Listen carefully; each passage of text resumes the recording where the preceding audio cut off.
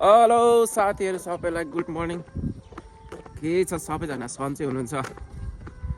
अझै सधैँको जस्तो यही हो, आइतबार मार्केटतिर लाग्यो है।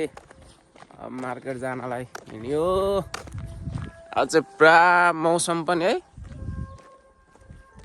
पुरा घाम लागेर रमाइलो भइरहेको छ।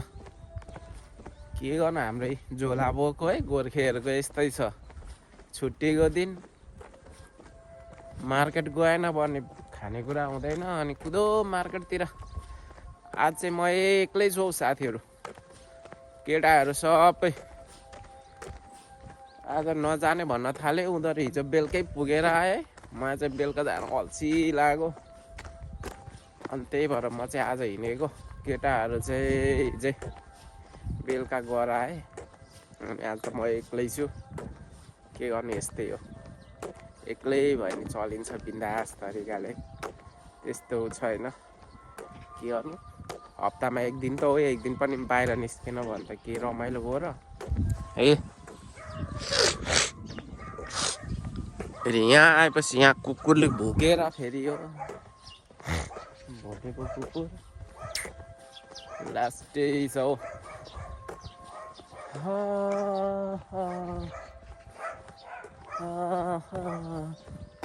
लैभरि लै गाउँका सबै ठिटीलाई लैभरि लै।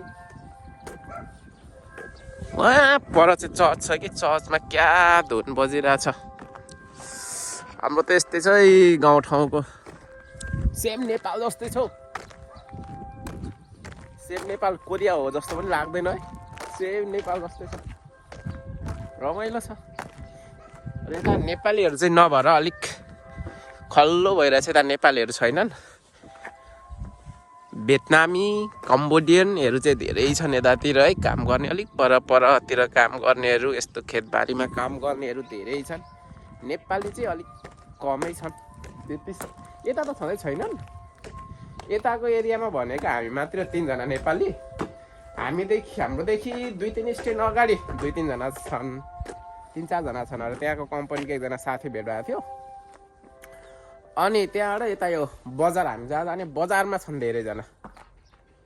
तर बजारमा भएकाहरूसँग त्यति साह्रो भेट हुँदैन, उनीहरूको बजारै छेउमा छन्। तर पनि काम गर्न त टाढा जानुपर्छ, तर नजिकै छन्, बजार छेउमै छ।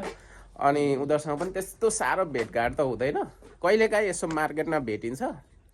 उनीहरूको बजार नजिकै छ अनि जतिखेर मन लाग्यो त्यतिखेर निस्क्यो, लिएर आयो भन्ने हुन्छ। हाम्रो चाहिँ अब गाडी चढेर जानुपर्ने हुन्छ है। के गर्नु, यस्तै छ परदेशी जीवन।